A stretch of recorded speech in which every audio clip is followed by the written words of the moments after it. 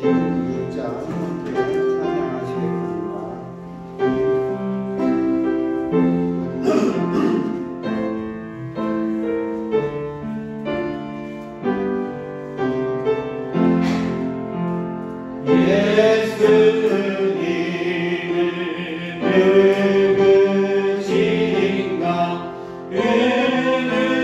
자의 위로만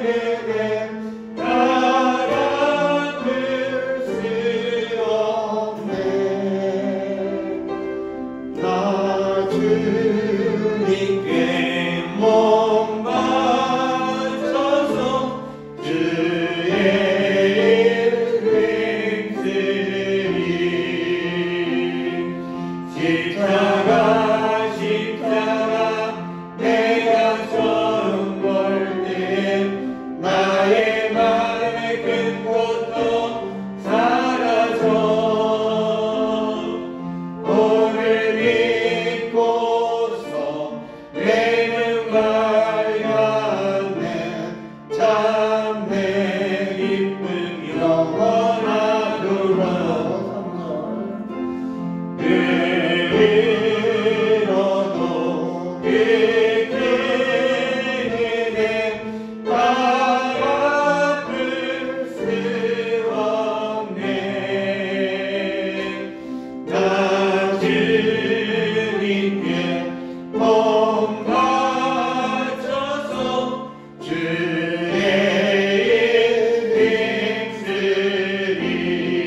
힘쓰리 십자가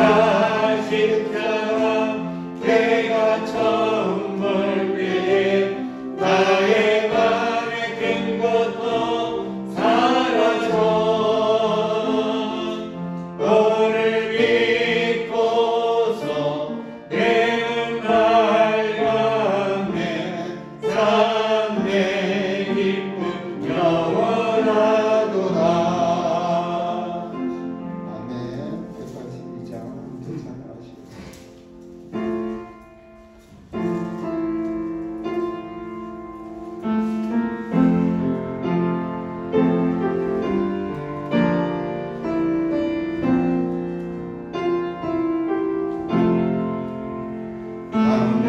하늘같이 흐르는 성령 강림하니라 만만 영원하도록 주의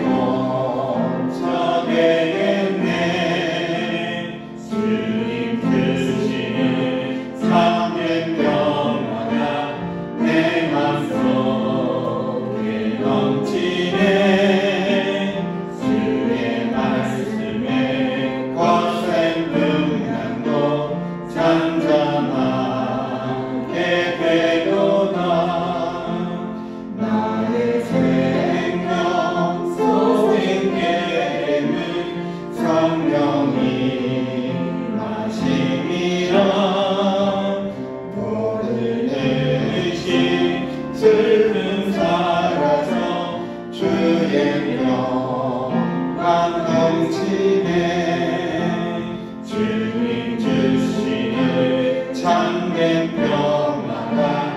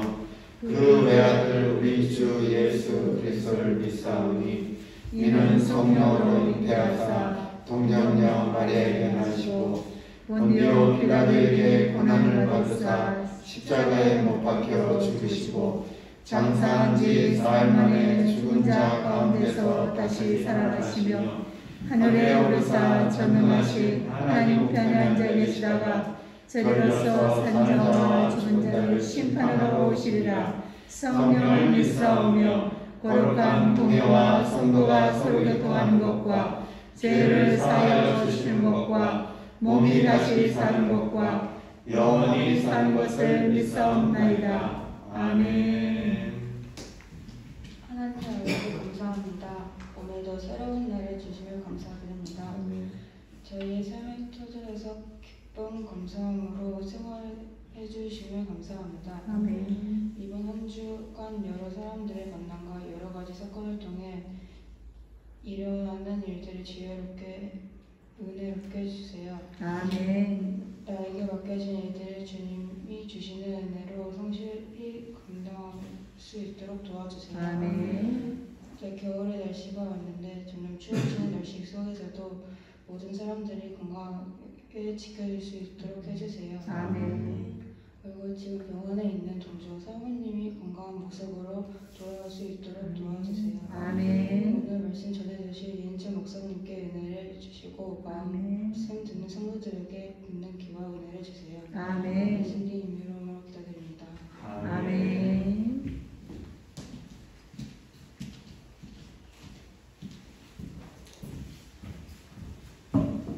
교회 소식 주보 뒷면 함께 보시겠습니다.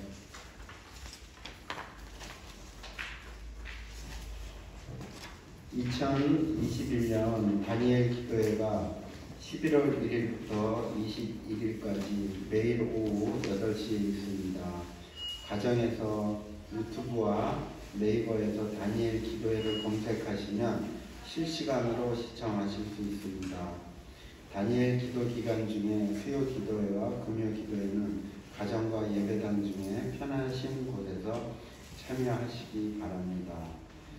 캄보디아 음성 선교사님과 사역을 위해 케냐의 정동철 이민일 선교사님 부부의 사역을 위해 코로나19의 종식과 이 나라의 민족을 위해서 성도들의 영혼과 건강과 온전한 믿음을 위하여 학생과 청년들의 온전한 믿음과 선한 영향력을 끼칠 수 있도록 고3인 임채영 학생의 영역의 강건함과 학업을 위하여 또한 예배당을 이전을 위하여 기도해 주시면 감사하겠습니다.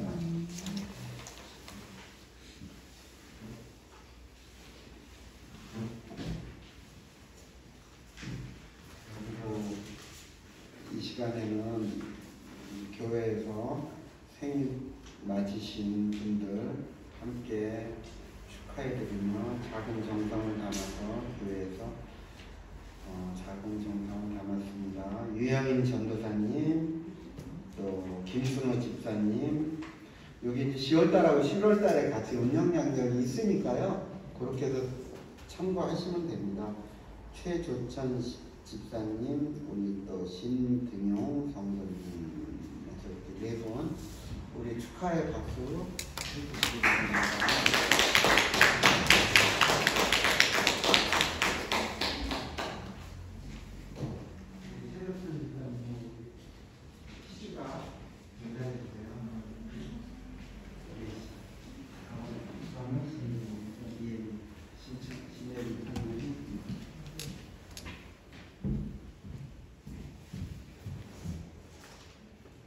생일날 직접 축하드리고 해야 되는데 그렇게 할 수 없는 상황이기에 교회에서 축하하는 마음으로 전해드립니다.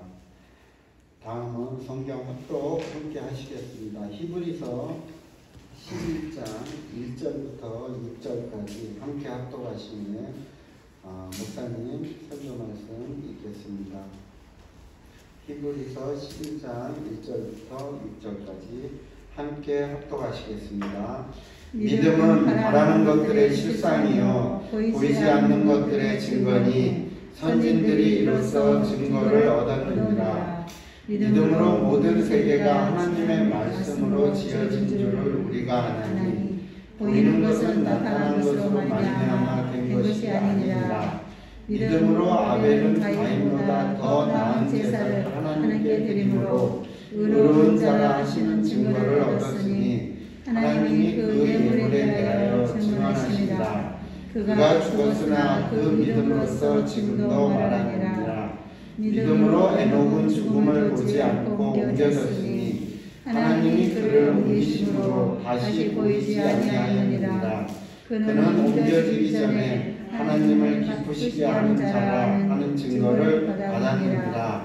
믿음이 없이는 하나님을 기쁘시게 하지 못하나니 하나님께 나아가는 자는 반드시 그가 계신 것과 또한 그가 자기를 찾는 자들에게 상 주시는 이심을 믿어야 할지니라. 아멘.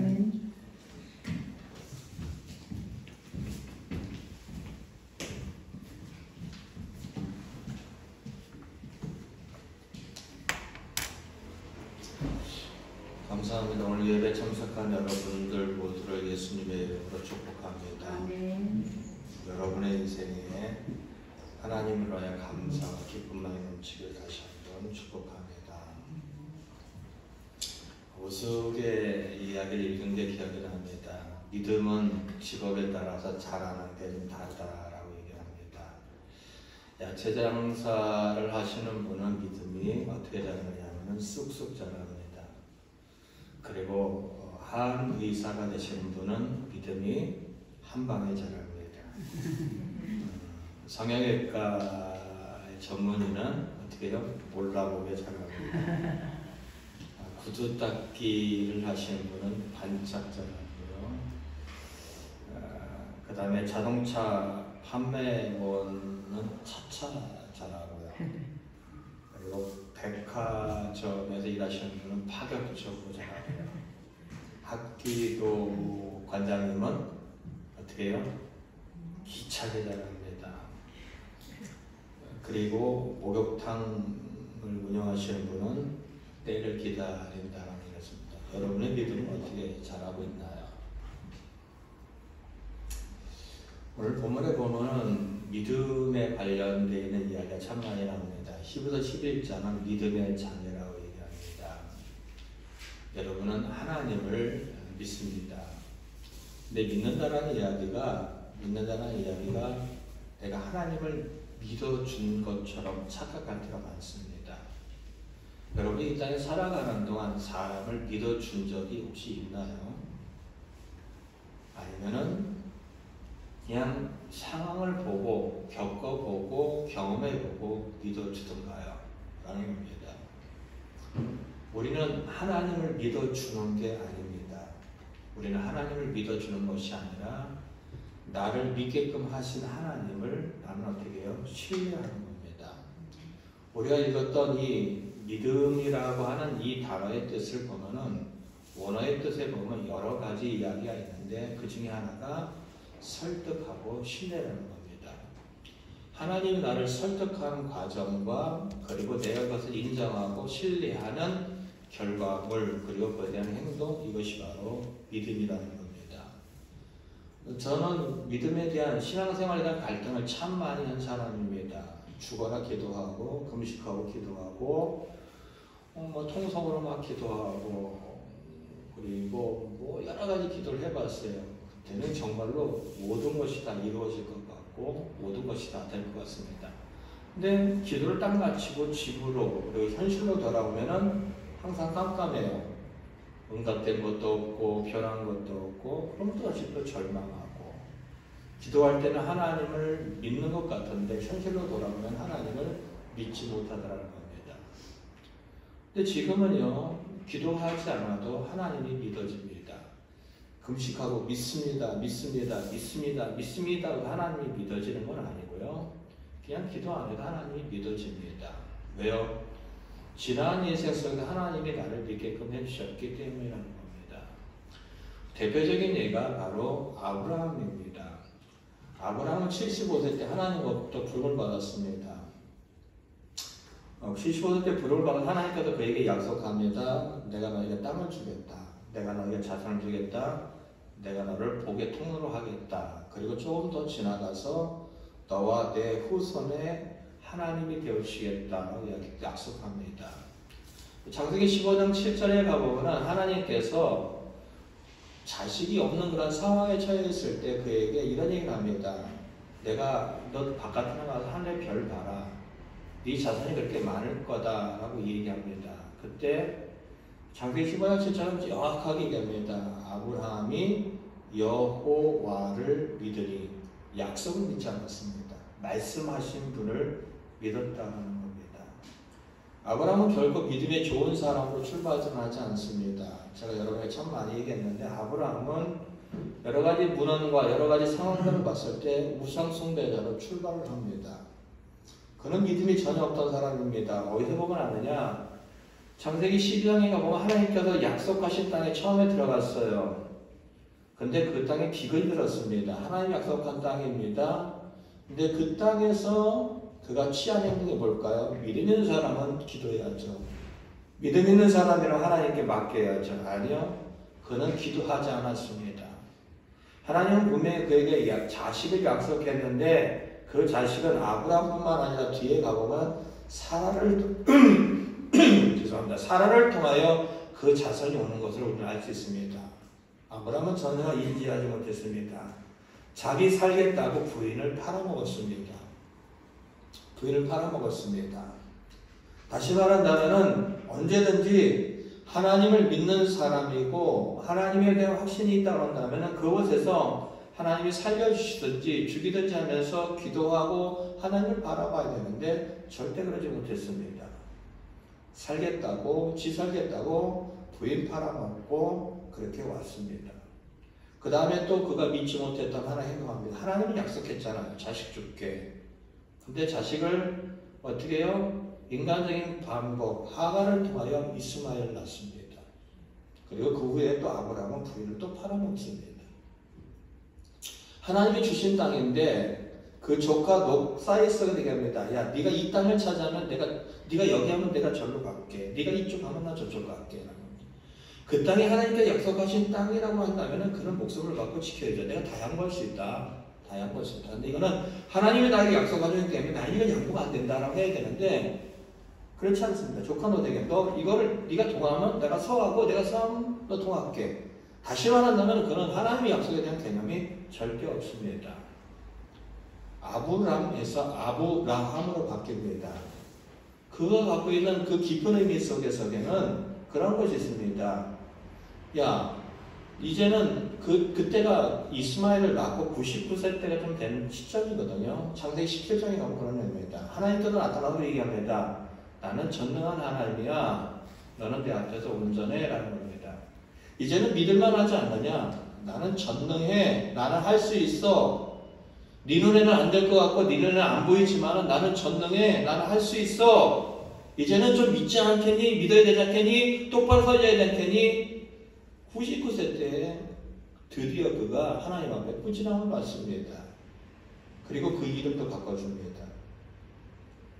그리고 할례를 합니다. 이름을 왜 바꿨을까요? 믿음 없는 그에게 자식이 하나도 없어요. 근데 하나님이 합니다. 너는 이제 열국의 아버지야. 많은 자손의 아버지야. 하나님의 약속을 실현시켜주겠다는 이야기와 그의 아픈 현실에 대한 이야기를, 믿음 없는 현실에 대한 이야기를 그렇게 해내고 있다는 겁니다. 그리고 할례요. 인간의 방법으로 그 자손이 만들어지지 않다는 걸 명확하게 하기 위해서 그 남자의 생식기에 표피를 되어서 그가 얻는 자식이 하나님의 은혜로 얻는다는 걸 명확하게 합니다. 99세 때 얘기하죠. 내년 이맘때 자식 줄 거야. 아브라함은 그럽니다. 그냥 됐습니다. 그냥 이스마엘이나 잘 되게 하십시오. 그 얘기 들었던 사람은 어떻습니까? 참 하나님이 웃기시오. 내 영감탱고는 늙었고 나는 정수가 끓거든. 어떻게 임신할 수 있단 말이야? 하하하 웃었어요. 왜 웃느냐? 아니 안 웃었거든요. 하나님 이름도 정했잖아요. 뭐요? 이삭. 뭐죠? 웃음이에요. 미소예요. 그 웃음이라는 이야기는 두 가지 의미가 있어요. 믿지 못한 것에 대한 웃음, 그리고 그들을 웃게 하실 웃음. 이 두 가지 의미가 그 속에 다 들어있다는 겁니다. 이렇게 자기 부인을 2번씩이나 팔아먹고 하나님을 약속하지 못했던 약속을 비치면 이 아브라함이 이삭이 장성한 시점, 다시 말한다면은 추측컨대 약 120살 정도 되고 이삭이 20살 되는 시점에 하나님께서 어마어마한 이야기를 합니다. 야, 네 자식 바쳐. 이삭 바쳐. 합니다. 네 사랑하는 독자 나에게 바쳐라는 겁니다. 근데 성경을 보면요, 아브라함은 얘기합니다. 아침 일찍 일어납니다. 아침 일찍. 아니, 자식 죽이라는데 번제가 된다는 건 뭐냐면은 자식을 그냥 죽이는 거예요. 그리고 불로 태우는 거예요. 그리고 그 향기 하나님 받고, 됐어. 이게 번제예요. 망설이지도 않아요. 3일 길을 가서 이제 종들에게 얘기합니다. 야, 우리가 이제는 돌아올 거야. 아브라함의 얘기입니다. 성경을 보되 정확히 합니다. 혼자만 돌아온다고 얘기했습니다. 우리가 돌아올 거야.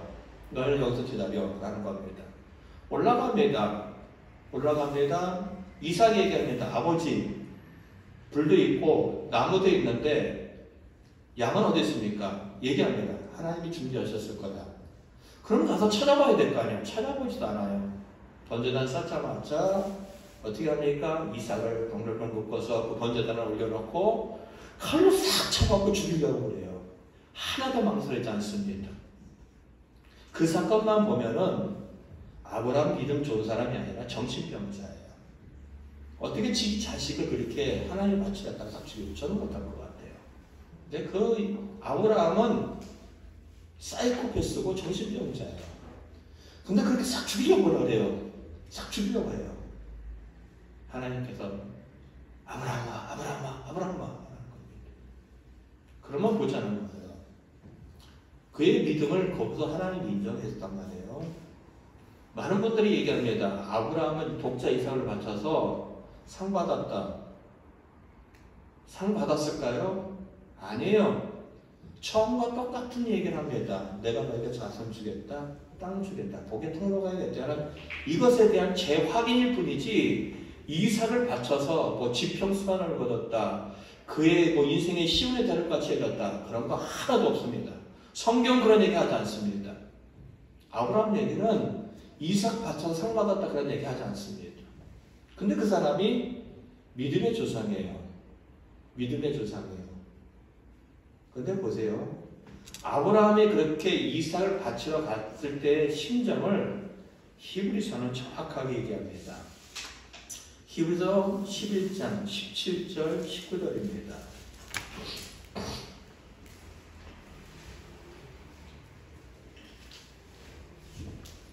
함께 읽도록 하겠습니다. 시작. 아브라함은 시험을 받을 때 믿음으로 이삭을 드렸으니 그의 약속들을 받은 자인데 그 외아들을 드렸느니라. 그에게 이미 말씀하시기를 내 자손이라 칭할 자는 이삭으로 말미암으라 하셨으니 그가 하나님의 능히 이삭을 죽은 자 가운데서 다시 살리실 줄을 생각한지라. 비유컨대 그를 죽은 자 가운데서 돌아가는 것이라. 잘 읽어보세요. 이삭을 바치라고 했어요. 근데 뭘 바쳤다고요? 믿음으로. 근데 그 믿음으로 드렸는데 이삭이 누구라고요? 하나님께 약속을 받은 자라는 겁니다. 어떤 약속을 받았죠? 18절. 그건 창세기 21장 12절에 나오는 거예요. 이삭을 바치라고 얘기하기 전에 사건입니다. 하나님 약속했습니다. 야 아브라함아, 내 자손이라고 불려지는 모든 자는 이삭을 통해서 생겨날 거야. 하나님 약속하셨어요. 하나님 말씀하셨어요. 근데 아브라함은 그 약속을 받았다고요? 믿은 거예요. 믿은 거예요. 하나님 말씀하시는데 자식을 줄 거예요. 자손을 줄 거예요. 근데 누구를 통해서 주냐면은 이삭을 통해서 준다는 거예요. 이게 자기 부인을 팔아먹던 사람이 들었던 이야기입니다. 언제든지 자기 혼자 살겠다고 약속해, 언제든지 자기 혼자 살 수 있는 국민이 됐던 사람이 하나님한테 약속이에요. 그러면은 이 이야기를 들었던 아브라함의 행동은 뭐였냐면 믿음으로라는 겁니다. 믿음으로라는 이야기가 하나님이 그렇게 한 걸 믿어줬다의 이야기가 아니에요. 그 앞에는 분명히 믿음에 우리가 믿음으로 보이는 삶도 있었지만은 성경 전체의 흐름을 본다면은 아브라함은 믿음 없는 삶이 더 많았어요. 믿음 없는 행동들이 더 많았어요. 근데 그가 하나님 앞에 이삭을 주저없이 바친 사건이 왜 가능했느냐라는 겁니다. 오랜 시간 경험을 하면서 뭐랬냐면은 하나님은 믿을 만한 분이다라는 겁니다. 하나님을 믿을 만한 분이다. 어떻게 해요? 그분이 말씀하신 것은 반드시 지킨다는 겁니다. 그분이 말씀하신 날을 반드시 지킨다는 것을 아브라함은 하나님 앞에 모여 설득을 당한 겁니다. 아, 저분이 말씀하시면은 지켜라는 것을 아브라함이 믿어준 게 아니라 하나님으로부터 아브라함의 인생을 통하여서 설득을 당한 겁니다. 근데 그분이 이런 얘기했어요. 아브라함아, 내가 너에게 많은 자손을 줄 건데 그 자손은 반드시 이삭을 통해서야. 하나님이 말씀하셨어? 그러면 되는 거야. 그러니까 주저하지 않고 그는 죽이러 갔어요. 근데 그 마음이 어떠하냐? 내가 죽여도 나에게 말씀하셨던 하나님은 살려서라도 이 일을 진행할 것이다. 그거를 어떻게 해요? 신뢰한 거예요. 누구를요? 자신을 설득해 오신 하나님을 신뢰한 거예요. 이게 뭐다? 믿음이라는 거예요. 이게 이삭의 사건이라는 거예요. 그러면 한번 우리가 이런 전제를 갖고 한번 가보자는 거예요. 이 전제가 아니라 이런 것을 갖고 가보자는 거예요. 히브리서 11장 1절에 가보면은 이렇게 합니다. 믿음은 바라는 것들의 실상이요 보이지 않는 것들의 증거다라는 겁니다. 믿음을 가지는 사람들의 눈에는 보입니다. 근데 그것이요 믿음이라는 것이 우리 눈에 보이지 않지만은 우리의 현실이 지금 아니지만은 믿음이라는 그것이 우리에게 앞으로 일어날 일에 대한 보증이 된다는 겁니다. 확실한 증거가 된다는 겁니다. 내가 꿈꾸는 세상, 내가 꿈꾸는 것이 아니라 하나님 때문에 믿음을 가졌기 때문에 그것이 확실한 증거고 믿음을 가졌기 때문에 그것이 보장이 되어진다는 얘기라는 겁니다. 이렇게 믿음이라는 것은 대단합니다.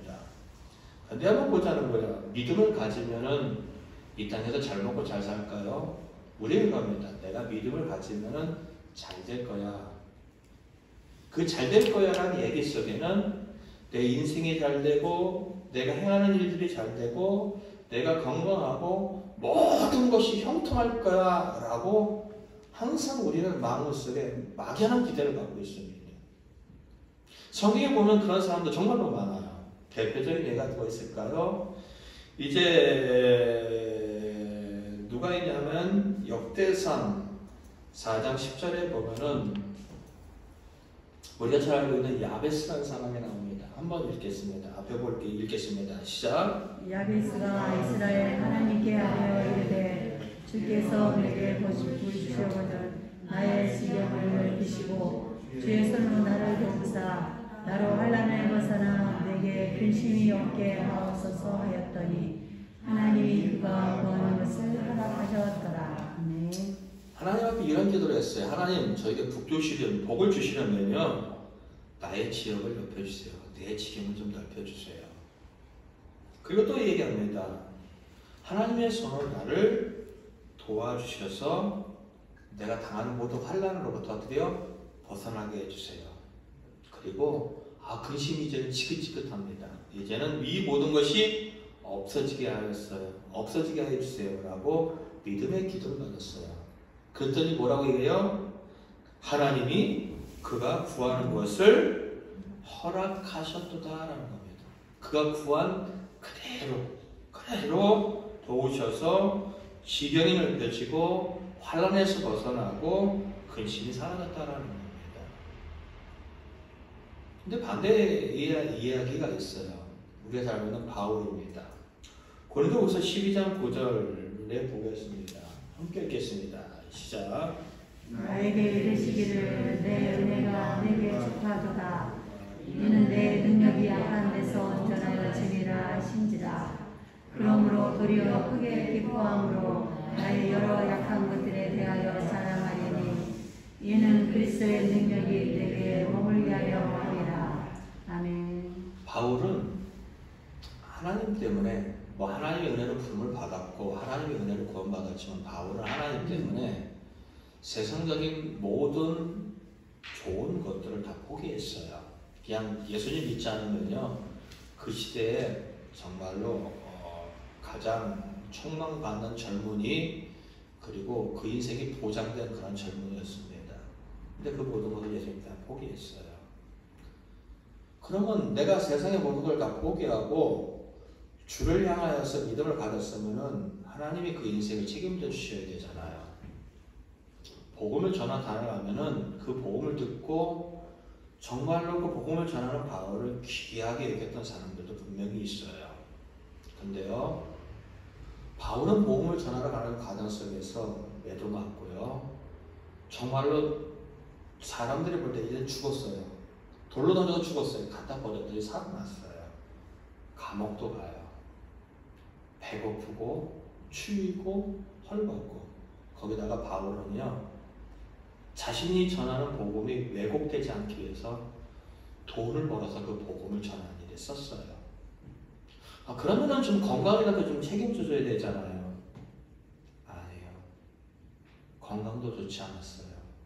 그래서 기도합니다. 하나님 좀 이 질병을 좀 떠나게 해주십시오. 내 생각에는 내가 이 질병이 나에게도 힘든 사건이지만은 내가 복음을 전하는데 방해가 되는 것 같습니다. 라고 하나님께서 응답할 때까지 기도했어요. 하나님의 응답이 그거예요. 야, 하나님, 내 은혜가 너에게 족한 거야. 족한 거야. 왜 그런지 아니? 너는 약하지? 근데 너를 통하여 누군가가 살아난다면, 누군가가 치료된다면 네가 아니라 내가 하고 있다는 확실한 증거야. 내 능력은 너의 약한 가운데 온전해질 거야. 라는 이야기를 바울은 듣습니다. 고쳐달라는데 하나님께서 말씀하시는 것이 너 그렇게 약한 것이 내가 하고 있다는 명확한 증거를 드러내고 있는 거니까 너에게 그게 은혜야 라는 겁니다. 그래서 고쳐주지 않았어요. 근데 바울은 그 이야기를 듣는 순간 너무 기뻤습니다. 평생 그렇게 질병을 안고 살아가다가 그는 순교를 당해버립니다. 순교를 당해버립니다. 어떤 사람은 믿음을 가졌는데 우리가 섬기는 선교사님도 제가 볼 때는 나눠졌어요. 케냐 선교사님이요 죽을 뻔해서 고쳐주셨어요. 저는 케냐 선교사님 잘 모르지만 하나님 뜻대로 살려고 하시는 분이에요. 많은 분의 기도를 통해 그분은 살아났어요. 근데 캄보디아에 있는 선교사님은 제가 다 한다고 모르겠지만은 어쨌든 그분의 인생이 한국에 들어올 때마다 죽을 것 같으면 들어오고 죽을 것 같으면 들어와서 수없이 그래요. 그럼 그분이 이곳에 와서 고쳐졌느냐? 안 고쳐졌어요. 의사들은 캄보디아 가면 죽습니다. 그런 얘기를 해도 불구하고 그분은 가요. 그래서 몇 개월치 약을 가져가요. 근데 가서 최근에도 뭐 얼마 전에 통화했을 때도 보면은 약을 다 버려버렸대요. 왜요? 뭐 이렇지도 않고 저렇지도 않고 변화가 없는 거예요. 그냥 하나님께 맡기고 살아가는 거예요. 어느 한순간에 그 인생은 죽을 수 있어요. 여전히 고쳐주지 않아요. 어떤 분은 케냐 선교사님은 이걸 하고 미국에도 가고 한국에도 오고 태국에도 가고 많이 불려다녀요. 근데 캄보디아 선교사님은요 새롭게 하셔서 그런 데서 방송에 나오려고 나가지 않아요. 그런 기회가 있었어요. 그분이 사역 속에는 캄보디아 신문에 대서특필해서 여러 가지 사건들이 그분으로 인한 사건들이 많이 나타났어요. 그리고 캄보디아 사회 속에서도 정말로 대단한 보는 선교사가 나와요. 여전히 선교비가 줄으면은 밥을 굶어야 되는 그런 상황이 있어요. 현실은 나아지지 않아요. 100원을 주면 100원을 받고 살고 1000원을 주면 1000원을 받고 살아가는 거예요. 누구도 그에게 지속적으로 선교하지 않아요. 근데 그분의 현실은 넉넉하지 않아요. 왜요? 누가 믿음이 좋다 안 좋다 이 얘기 아니라 누구의 믿음은 정말로 좋아지는 현실의 삶을 살아가고 있는데 누구의 믿음은 여전히 팍팍하고 누구의 믿음의 결과는 여전히 힘들고 어려운 현실의 삶을 살아가고 있다는 겁니다. 근데 성경은요 이렇게 얘기합니다. 한번 보세요. 4절 볼까요? 읽겠습니다. 시작. 믿음으로 아벨은 가인보다 더 나은 제사를 하나님께 드림으로 의로운 자라는 증거를 얻었으니 하나님이 그 예물에 대하여 증언하십니다. 그가 죽었으므로 그 믿음으로서 지금도 말하니라. 아벨은 믿음의 사람이에요. 결과는 뭐죠? 죽었어요. 우리는 그러면 안 되잖아요. 우리의 현실은 그러면 안 되잖아요. 믿음이었는데 믿음의 삶을 살았는데 믿음의 제사를 드렸는데 결과는 죽어버렸어요. 죽임을 당했어요. 이게 뭔 얘기라는 거예요. 그 다음 얘기를 보면 또 이거 정반대 얘기를 합니다. 누구요? 에녹입니다. 5절 읽겠습니다. 시작. 믿음으로 에녹은 죽음을 보지 않고 옮겨졌으니 하나님이 그를 옮기셨으므로 다시 보이지 아니하였느니라. 그는 옮겨지기 전에 하나님을 급히시게 하는 자라는 증거를 받았느니라. 믿음으로 에녹은요 죽지 않았어요. 하나님께서 죽지 않은 그 상태에서 그를 하나님 곁으로 데려가셨어요. 그러니까 여러분이 아셔야 될 것은 믿음을 가졌다라는 이야기는 이런 이야기입니다. 죽음과 삶을 뛰어넘는 결과를 만든다는 겁니다. 죽음과 삶을 뛰어넘는 결과를 만들어내는 것이 뭐요? 믿음이라는 겁니다. 우리는 내가 하나님 앞에 믿어줬는데 왜 나에게 이렇게 아픔을 주십니까? 나에게 왜 이렇게 고통을 주십니까? 라고 하소연할 수 있는데 엄밀히 따지면 그것은 부족한 믿음이에요. 엄밀히 따지면 그것은 하나님을 믿어준 거예요. 아니라는 겁니다. 믿음은요 언제든지 내 죽음과 내 삶에 살아나는 이 모든 것을 초월하는 결과를 만들어낼 수 있다는 것은 성경은 계속해서 이야기하고 있다는 겁니다. 성경은 계속해서 이야기하고 있다는 거예요. 근데 우리의 믿음이 내가 한번 기도해보고 하나님이 응답해 주시 않네, 한번 하나님 바라보고 하나님이 도와주시 않네 라고 앉아버린다면은 그거는 하나님을 믿어준 거고 여러분이 생각하는 믿음의 결과고 여러분이 생각하는 신앙이라는 겁니다. 성경은 그 얘기하잖아요. 믿으면 죽을 수도 있다. 믿으면 죽지 않을 수도 있다. 라는 이야기를 해내고 있다는 거예요. 결국 믿음이라는 얘기 속에 가장 중요한 것은 내가 예측한 것을 믿는다. 내가 꿈꾸는 것을 믿는다. 내가 상상하는 것을 믿는다에 대한 이야기가 아니에요. 믿음에서 가장 중요한 것은 하나님을 믿는 거예요. 하나님을 신뢰하는 거예요. 그런 얘기를 하고 있다는 겁니다. 그래서 그 믿음을 갖고 되어지면은 6절 한번 보세요. 6절. 우리 함께 읽겠습니다. 11장 6절. 시작. 믿음이 없이는 하나님을 기쁘시게 하지 못하나니 하나님께 나가는 자는 반드시 그가 계신 것과 이겁니다. 하나님은 반드시 계셔라는 것이 믿음의 핵심이라는 겁니다. 하나님은 계시다. 어떻게요? 반드시. 내가 죽어도 그 하나님은 반드시 계신다. 내가 살아도 그 하나님은 반드시 계신다라는 것이 믿음이라는 겁니다. 나에게 원하는 결과를 줬느냐?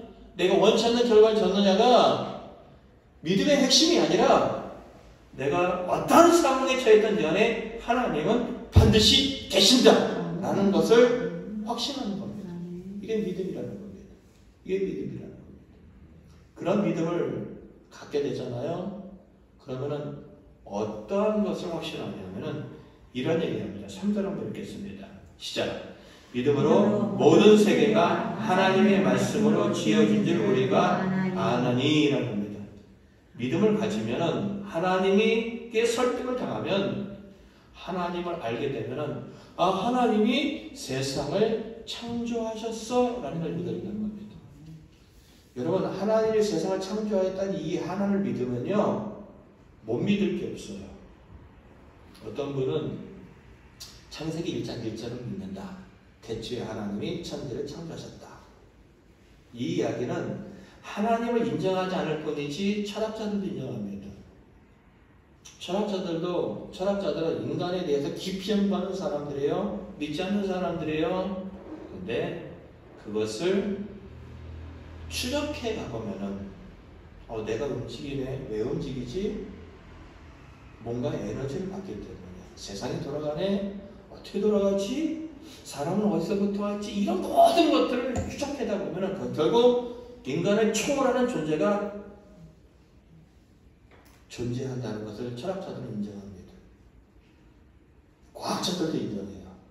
믿느냐 안 믿느냐 아니라 과학자든 철학자든 의사든 초월적인 존재가 존재할 수밖에 없다는 것을 인정합니다. 그런 생각을 가졌던 사람이 하나님이 천지를 창조했다 나 믿어. 근데 그 사람은 신앙생활 잘하지 않아요. 제가 알고 있는 사람 중에 그렇습니다. 태초에 하나님이 천지를 창조하고 창조주가 있고 그 하나님이라는 나 믿어. 근데 그 다음에 웃기죠? 보세요. 하나님이 만드셨다는 이야기 속에는 그 하나님의 역사를 어떻게 해요? 붙잡고 계시고 이끌어 가신다는 거고요. 하나님이 창조했다는 이야기는 그 하나님이 이 창조의 세계의 역사를 끝낼 수 있다는 얘기를 포함되어 있는 거예요. 그리고 그 창조했던 하나님의 속에는 그 하나님의 형상을 닮은 나를 어떻게 해요? 하나님이 알고 계신다. 책임진다는 얘기를 하는 거예요. 다시 말한다면은 내가 하나님을 믿잖아요. 하나님 말씀을 믿잖아요. 성경 말씀이 다 믿어집니다. 하나님이 그렇다면 그런 거예요. 하나님 말씀하시면은 이루어지는 거예요. 아브라함아 별처럼 네 자손이 많아질 거예요. 그래요? 나 그 하나님 믿어요. 이렇게 되어지는 거예요. 약속을 붙잡고 희망을 꿈꾸는 것이 아니라 약속하시는 분을 믿어지는 거예요. 이게 믿음이라고 얘기하고 있다는 거예요. 그렇다면은 도대체 믿는 자들에게 상 주신다는 이야기가 뭐냐라는 이야기를 한번 고민해 볼 필요가 있습니다. 6절 다시 한번 읽겠습니다. 6절 읽겠습니다. 시작. 믿음이 없이는 하나님을 기쁘시게 하지 못하나니 하나님께 나가는 자는 반드시 그가 계신 것과 또한 그가 자기를 찾는 자들에게 상 주시는 이심을 믿어야지라. 네. 하나님은 믿음을 갖고 나오는 자들에게 상 주신대요. 근데 아벨은 죽어버렸어요. 근데 에녹은 죽지 않았어요. 아벨과 에녹뿐만 아니라 그 후에 원래 여기 히브리서의 배경은 그래요. 히브리서의 배경은 내가 믿고 있어요. 믿고 있는데 너무 핍박이 심한 거예요. 예수님을 믿고 있는데 너무 핍박이 심한 거예요. 누구요? 유대인 대사로 쓰여지는 책이에요. 그들의 현실을 보면 여전히 성전이 존재해요. 여전히 제사장들이 제사를 드리고 있어요. 그리고 그들은 유대인들로부터 엄청난 핍박과 고립과 외면과 이런 삶을 살다 보니까 경제적으로 정신적으로 모든 것에 너무 고통스러운 거예요. 그런 사람들을 위하여 쓴 책이 이 히브리서예요. 히브리서입니다. 그들에게 이런 얘기도 합니다. 히브리서 11장 34절부터 볼까요? 먼저 37절까지 볼까요? 아니 33절 34절 먼저 읽겠습니다. 시작. 그들은 믿음으로 나라를 이기기도 하며 의를 행하기도 하며 약속을 받기도 하며 사자의 입을 막기도 하며 불의 세력들을 멸하기도 하며 칼날을 피하기도 하며 연약한 가운데서 강하게 되기도 하며 전쟁에 용감하게 되어 이방 사람들의 진을 물리치기도 합니다. 우리가 잘 알고 있잖아요. 사자의 누구 막았습니까? 다니엘이요. 믿음의 선조들이 그런 삶을 살아왔다라는 게요. 다윗 나라가 하지 못하는 일들을 그는 감당해야 해요. 혼자 선련의 몸으로 믿음으로 어떻게 해요? 골리앗을 물리치기도 해요. 위대한 역사가 현실에 나타나기도 해요. 근데요, 어떤 일도 나타나냐면 35절부터 읽겠습니다. 시작. 여자들은 자기 죽은 자들의 부활로 받아들이기로 하며 또 어떤 이들은 더 좋은 부활을 얻고자 하여 심한 고문을 받되 구차히 훈련하기를 원하지 아니하여 또 어떤 이들은 조롱과 채찍질뿐만 아니라 결박과 옥에 갇히는 시련도 받았으며 돌로 치는 것과 톱으로 켜는 것과 시험과 칼로 죽임을 당하고 양과 염소의 가죽을 입고 유리하여 군핍과 환난과 학대를 받았으니 뭐 여러 가지 이렇게 얘기를 해요. 죽임을 당해요. 내 자식이 죽임을 당하고 나이가 지금 죽음의 순서를 기다리고 있어요. 근데 그렇게 얘기해요. 나 부차이 이거 풀려나게 원치 않아. 나 그냥 죽어버릴래 라는 겁니다. 왜 그럴까요? 그렇게 얘기합니다. 더 좋은 부활을 얻고자 하여 라는 겁니다. 35절입니다. 결국 상 주신다는 이야기의 핵심은 죽음과 삶을 뛰어넘는 상이 우리에게 무엇이 있을까 했을 때 결국 그 상은 하나님 나라고 천국입니다. 나에게 천국이 있어. 내가 죽어도 내가 믿음을 갖고 이 땅에 살아가다 하면은 내가 이 땅의 삶이 고통스럽고 힘들고 어렵다 할지라도 나에게 하나님께서 주신 천국이 있어 라는 것에 대한 확신이라는 겁니다. 그러기에 그들은 신앙에 대해 타협하지 않고 그 삶을 살아왔다는 겁니다. 제 막내 아들이 아픕니다. 제가 목사기 때문에 여러분들에게 뭐 굳이 섬기거나 하지 않습니다. 저 신앙도 별별 없다는 얘기도 저 자주 합니다. 왜요? 여러분 위로받으라고요. 같이 한번 헤쳐나가보자라고요. 2년 넘게 2년 전에 동주가요. 예배드리다가 이쪽 정도 자리에서 옆으로 넘어졌어요. 우린 장난치는 줄 알았어요. 근데 그 아이가 넘어져서 갔는데 뇌에 어쨌든 뭐 좀 문제가 생겼어요. 그래갖고 뇌하고 몸하고 따로 넘어가요. 뇌하고 몸하고 따로 심한 병을 일으켜요. 손으로 자기 얼굴을 막 치고요. 손을 막 떠봐요. 손이 떨다가 손을 잡잖아요. 가슴이 막 위로 요동쳐요. 가슴을 잡잖아요. 발을 막 떨어요. 그러다가 자기 손이 자기 목을 쫄라요. 차마 부모로서는 그때는 그랬어요. 하나님 너무 하신 거 아닙니까? 너무 고통스러웠어요. 그러다 2년 정도 지나서 그냥 괜찮게 지나다는데 지난주 한 화요일쯤에 학교로부터 전화가 왔어요. 선생님도 전화가 왔어요. 동주가 아픈 것 같다. 뭐 그래서 여러 가지 뭐 상황이 뭐 갑자기 호흡이 곤란하고 그래서 우리는 여기서 삼성의료원 서울 삼성병원 우리는 집사람하고 저는 바로 갔고 동주 산임선생한테 얘기를 해서 구급차를 불러서 좀 바로 보여주세요 라고 해서 갔어요.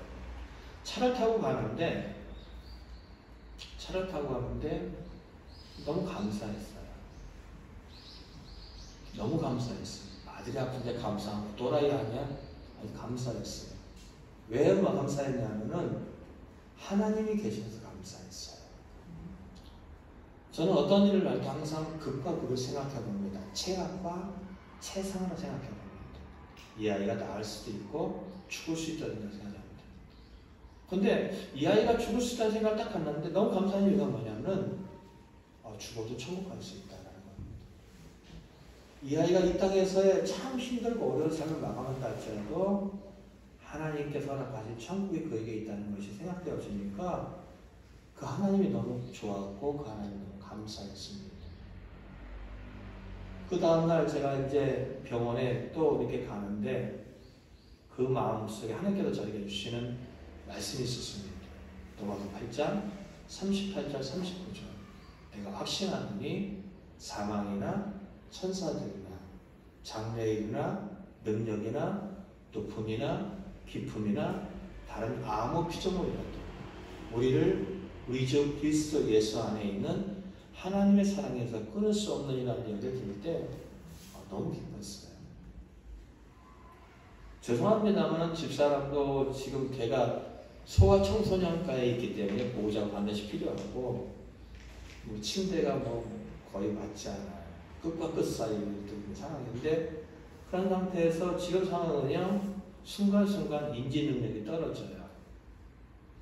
말을 하면 한참 생각을 해요. 대답을 못해요. 밥을 먹으라 하는데 젓가락을 쥐어줬는데 젓가락만 들고 가만히 있어요. 그러다가 또 제정신으로 돌아오고 이런 것들이 반복되고 있는 상황이에요. 근데 감사가 넘쳐요. 근데 마음이 기뻐요.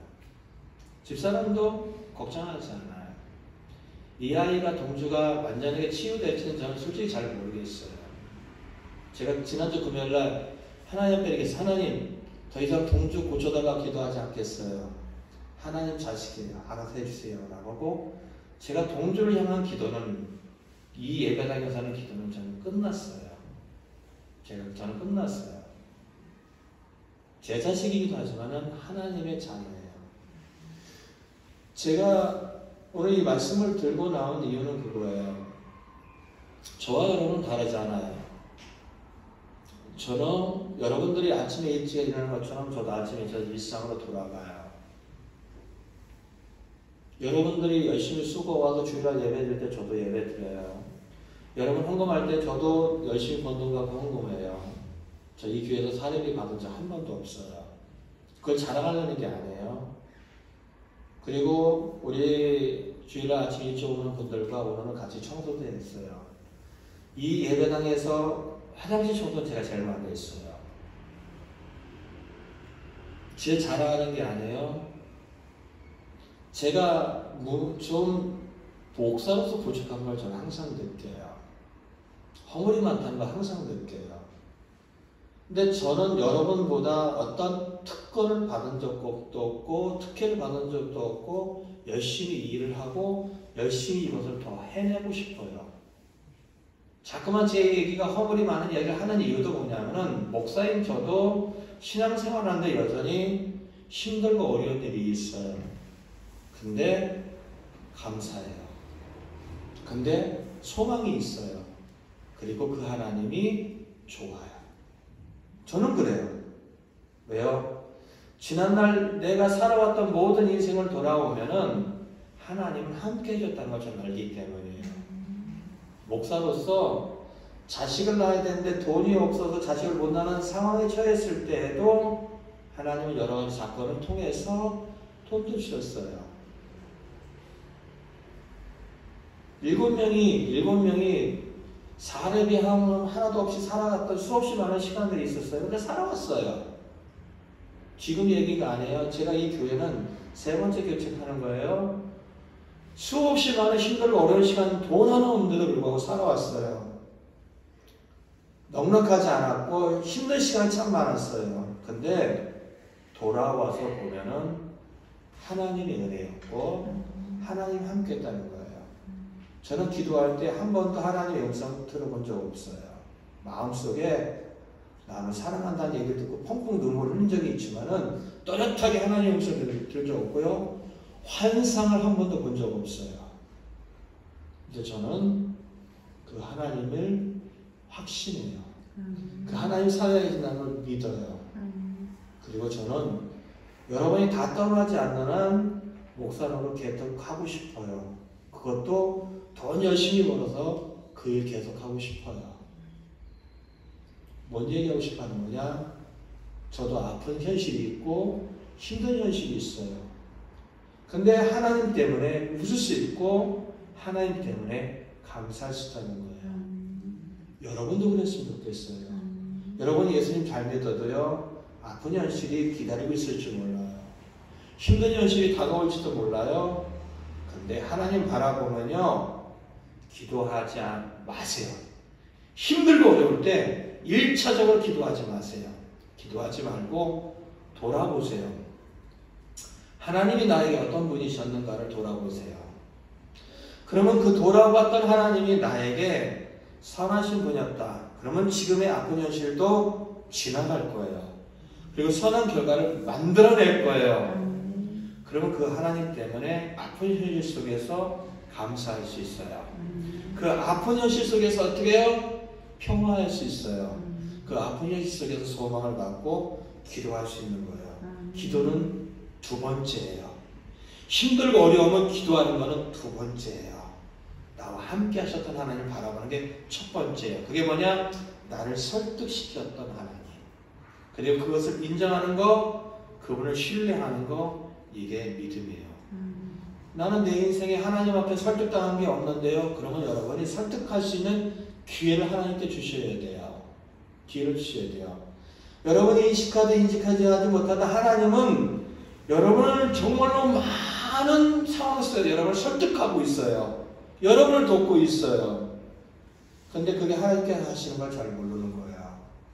내가 하나님 앞에 설득당할 수 있는 거 가장 확실한 거 기도예요. 기도예요. 내가 설득당한 적이 없다고 하시는 분 기도 수첩을 꼭 쓰시기 바랍니다. 여러분이 몇 날 몇 시에 기도하고 어떤 내용을 기도하고 어떤 결과가 나오는지를 여러분 기도 수첩을 하나 만들어서 기도하세요. 그러면 여러분이 기도하고 잊어버린 거, 기도하고 나는 무심했던 거 어느 시점에 가면 하나님은 반드시 그것에 대해서 응답해 주십니다. 반드시 해주세요. 이거는 제가 목사직을 걸고 얘기할 수 있어요. 제 인생이 그랬어요. 제 인생이 화려하지 않고 제 인생이 빛나지 않고 제 인생이 모난 것 같아도 그 하나님은 우리 부부의 우리 가정에 그리고 제어왔던 길에 함께 해주셨던 걸 저는 확신합니다. 그래서 제가 웃을 수 있다고 얘기를 합니다. 하나님 제가 하나님 앞에 설득하고 싶어요. 저 설득해보세요. 어떻게 설득할래요? 어떻게 설득할래요? 이 과정이 반드시 필요하다는 겁니다. 하나님을 믿어주지 마세요. 하나님을 믿어주지 마세요. 하나님이 설득당할 수 있는 기회를 주세요. 하나님 앞에 설득당할 수 있는 기회를 주세요. 그리고 설득당한 경험이 있잖아요. 아프면 웃으세요. 아프면 감사하세요. 아프면 소망을 가지세요. 아프면 하나님 앞에 찬양을 하세요. 그러면 그 하나님이 바꾸어 주실 것입니다. 좀 불편하면 어때요? 좀 없으면 어때요? 좀 힘들면 어때요? 그 하나님이 나의 하나님이시고 그 하나님이 지금 이 현실에 내가 알지 못하고 이해하지 못한 것을 준비하고 있고 그리고 그 하나님이 나에게 천국을 준비했다면은 좀 이 땅의 삶이 고단하면 좀 어때요? 타협하지 않는 믿음을 가질 수 있다는 겁니다. 사랑하는 성도 여러분, 저는 여러분들이 하나님을 믿는다는 삶이 참 행복하고 기쁘다는 것이 경험되었으면 좋겠습니다. 주님을 위해 아둥바둥 살라고 하는 얘기는 저는 하지 않습니다. 주를 위해 목숨을 걸라는 얘기는 저는 하지 않습니다. 그거는 그에게 주어진 사명을 가진 사람만 해내는 거예요. 여러분이 하나님을 경험하고 하나님을 확신할 때 여러분의 삶은 바뀔 수 있어요. 그래야 빛과 소금도 될 수 있고 여러분의 목숨도 걸 수 있는 거예요. 어설프게 목숨 걸겠습니다 해서 목숨이 걸어지는 것도 아니고 어설프게 헌신하겠다고 해서 헌신되어지는 것도 아니에요. 어설프게 하나님을 믿습니다 하고 금식한다고 하나님 믿어지는 것도 아니에요. 여러분의 확실한 지적인 능력과 판단을 갖고 그 하나님을 경험해보고 그 하나님이 믿어지거든 믿으세요. 믿어지지 않거든 나를 설득당해달라고 하나님께 기도하세요. 하나님 내가 이런 문제가 있어요. 하나님 내가 이런 아픔이 있어요. 나에게 이런 현실이 있어요. 나에게 이런 꿈이 있어요. 하나님 어떻게 설득하실래요? 이게 기도예요. 이게 기도예요. 하나님 이렇게 될 줄 믿습니다. 그것도 기도예요. 근데 중요한 것은 인격을 가진 하나님 앞에 내가 인격적인 호소를 할 때 그 하나님은 반드시 설득해 온다는 겁니다. 대표적인 사람 누구요? 아브라함이라고 얘기했잖아요. 창세기 아브라함이 등장하는 이유는 단 한 가지예요. 그 이야기는 지금 누구에게 하고 있느냐? 광야에 있는 이스라엘 백성들에게 하고 있는 이야기예요. 그들이 어떻게 가야 될지 하나님이 왜 불러야 될지 모르고 있는 그들에게 아브라함 얘기를 통해서 나는 너희들을 그렇게 만들 거야. 아브라함 이야기가 등장한 이유가 거기에 있어요. 너희들 믿음 없지만은 나는 아브라함에게 그러한 믿음의 순종을 받아낸 것처럼 나는 너희들을 설득하고 그리고 너희들이 내 뜻에 동의하는 그것을 받아낼 거야. 내가 꿈꾸는 나라가 그거야. 이게 아브라함이 등장시켰던 유일한 이유예요. 아픔이 있으니까, 눈물이 있으니까, 꿈이 있으니까 다 하나님 앞에 설득을 당해보시기 바랍니다. 그러면은 감사가 되어집니다. 그러면은 기쁩니다. 그럼 행복합니다. 여러분이 행복할 때 하나님을 믿는 맛이 난다는 거 꼭 기억하시고, 그 하나님 때문에 웃으시는 저와 여러분 되기를 예수 그리스도로 간절히 축원드립니다. 우리 찬양 나의 힘이 되신 여호와여 찬양하실 때 금요일날 부르는데 참 좋더라고요. 나의 하나님이라는 겁니다. 나의 하나님. 그는 나의 여호와 나의 구세주입니다. 여러분이 그런 고백 가운데 드려진 찬양과 오늘 다른 기도하지 마세요. 지금 다른 기도하지 말고 하나님 나를 설득시켜 주세요. 하나님 그랬군요. 제가 하나님을 신뢰하겠습니다. 두 가지 기도만 했으면 좋겠습니다. 찬양하고 기도하겠습니다.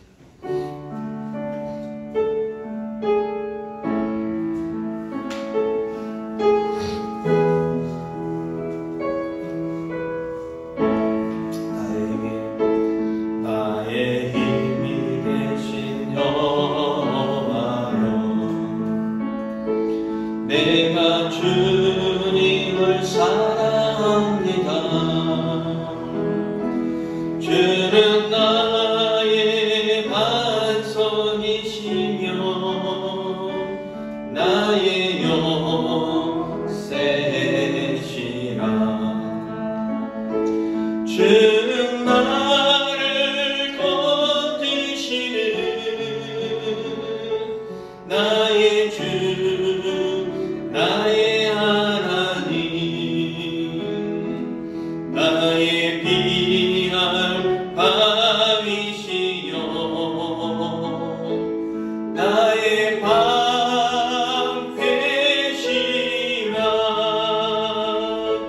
나의 하나님,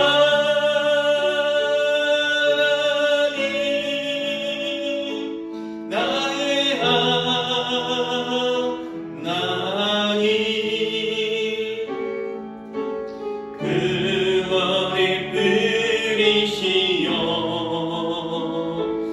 나의 산성이라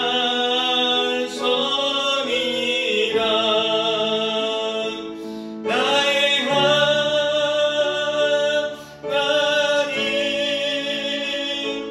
나의 하나님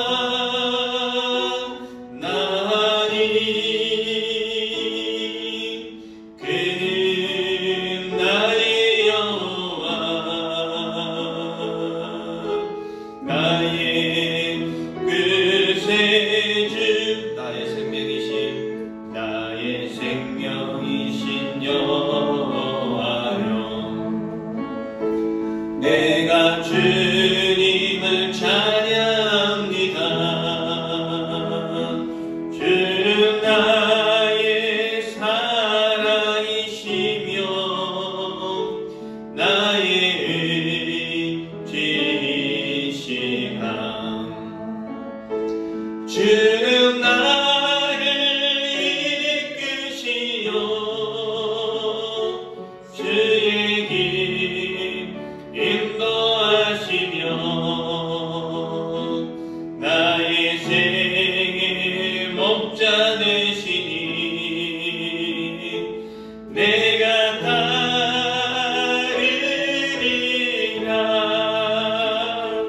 나의 하나님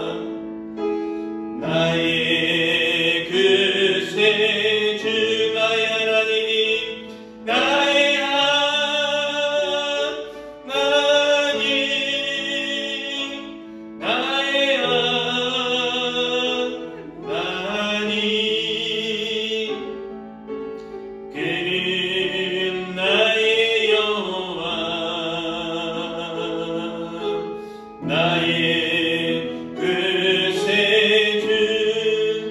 우리 시간에 함께 기도하겠습니다. 참 좋으신 하나님, 살아계신 하나님, 반드시 계신 하나님, 지금까지 여기를 도우신 에베네셀의 하나님, 우리와 지금도 함께 하시는 임마누엘의 하나님, 우리의 미래에 또한 준비하신 여호와의 하나님, 하나님이 참 좋습니다. 우리의 현실에 다가오는 문제들에 대해서 우리는 잘 이해하지 못하고 알지 못하는 수없이 많은 상담들과 현실에 갇혀 있지만 하나님이 계시는 참 좋습니다. 하나님이 살아계시는 참 좋습니다. 하나님이 정말 함께해서 정말 좋습니다. 우리가 갖고 있는 모든 문제를 하나님 앞에 그대로 내어놓습니다. 어떤 일은 인생의 진로의 문제를 놓고 하나님 앞에 내어놓습니다. 어떤 일은 아버지 지금 강하고 있는 관계 때문에 하나님 앞에 내어놓고 하나님을 바라봅니다. 어떤 일은 정말 하나님 앞에 이 악몽의 죽음의 사슬에 되어진 일을 그대로 말씀드렸습니다. 하나님 간절히 원합니다. 아버지의 선한 뜻이, 아버지의 선한 일이 우리가 알지 못한 자리라도 하나님의 때에 이루어질 줄이고 그 하나님을 신뢰합니다. 믿음 없이 하나님을 기쁘시게 하지 못하는 하나님께 나아가는 자는 반드시 그가 계신 것과 그가 세를 찾는 자에게 삼주심이 그것이겠다는 말씀과 같이 거기에는 한 사람 한 사람이 반드시 살아계시는 하나님과 그 앞에 나가는 자들에게는 합력하여 삶을 이신 하나님께서 반드시 살으시는 것을 깨달아 알게 하여 주시기 바랍니다. 우리의 젊은이들이 행복했으면 좋겠습니다. 우리의 학생들이 행복했으면 좋겠습니다. 그리고 아버지며 가정가정들마다 하나님 주시는 평안과 소망이 가득했으면 좋겠습니다. 돈이 없어도 행복하고 이제는 아버지 건강하지 못해도 행복하는 그런 마음의 여유와 감사와 기쁨이 있었으면 정말 좋겠습니다. 주님이여 이 시간 동안하니 하나님의 선한 뜻을 주시며 하나님의 모든 영적이시며 하나님 것들만 알기 정말로 소망할 뿐이나이다. 주님 도와주시옵소서. 주님 도와주시옵소서. 감사합니다.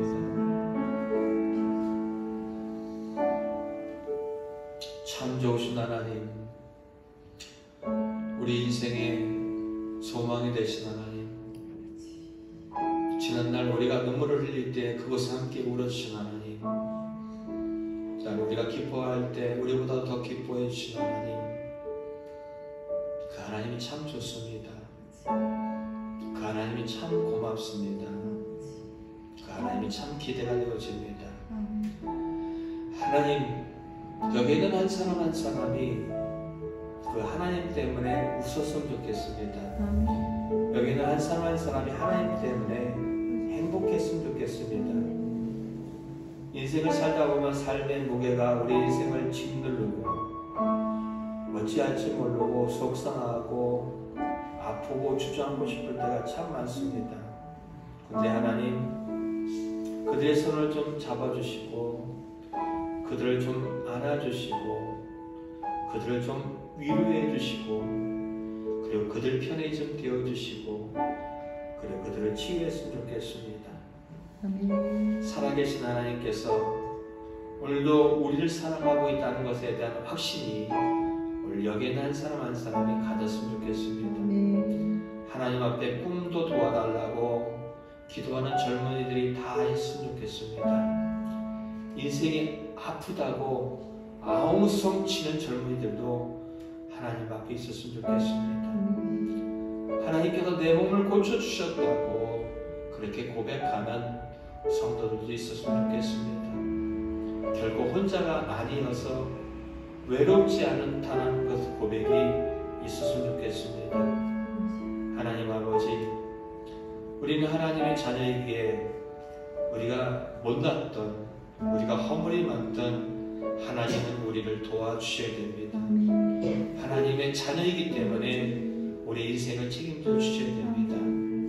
하나님, 우리 모두가 그 천국에 대한 소망을 갖고 그리고 도우신 하나님을 바라보며 이 땅의 삶을 여전히 넉넉하지 않은 삶이지만 이 땅의 삶을 감사하며 기쁨으로 살아갈 수 있도록 우리의 심령과 우리의 삶을 주장하여 주시옵소서.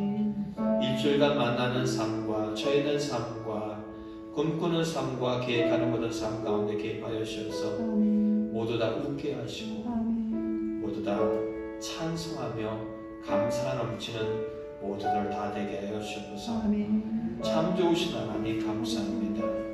우리 하나님 앞에 이렇게 모여서 예배드리고 예물을 드리고 기도를 드리고 주를 사랑한다는 고백을 하게 하셨으니 감사합니다. 이 모든 결과 속에 기도의 응답 속에 하나님만 드러나고 하나님만 설득하여 주시옵소서. 물질이 흘러가는 것에 사람들이 살려지고 영혼이 살려지는 역사가 있었으면 좋겠습니다. 우리의 기도가 흘러가는 캄보디아와 케냐에 하나님의 기쁨이 넘치는 일들이 그곳에서 살려지고 웃어지는 일들이 많았으면 좋겠습니다. 하나님 우리 성도들 모두 다 돈도 많이 벌고 넉넉했으면 좋겠습니다. 그리고 나누어 주고 살아가는 풍요로운 삶도 됐으면 좋겠습니다. 그리고 무엇보다도 영혼이 부자여서 항상 그들의 마음속에 아버지 때문에 넉넉한 그리고 여유스러운 그러한 신앙의 삶이 있었으면 좋겠습니다. 하나님 다 이루시고 하나님만 영광받아 주셨소서. 감사합니다. 예수님 이름으로 기도 올려옵나이다. 아멘. 지금은 우리를 사랑하시고 우리와 함께 하시며 우리에게 천국을 예비하신 그 크신 하나님의 사랑과 그 사랑이 우리에게 다가올 수 있도록 십자가에서 죽으신 예수 그리스도의 크신 사랑과 그리고 그 사랑 그 은혜가 우리에게 녹아내리고 우리의 삶 속에 적용할 수 있도록 우리 안에 함께 하시는 성령의 교통하심이 주를 바라보고 주에게 설득당하기를 원하고 주를 신뢰하기로 결단하는 귀한 성도들과 가정과 일터 위에 그리고 코로나의 고통받고 신음하는 환우들과 그리고 그들의 힘쓰여지는 의료진들을 위해 그리고 다시 한번 일상의 삶으로 돌아가기 위하여 이제 다시 한번 새로운 국면에 맞이한 이 땅 대한민국 위에 일도 영원히 함께하기를 간절히 축원하옵나이다. 아멘.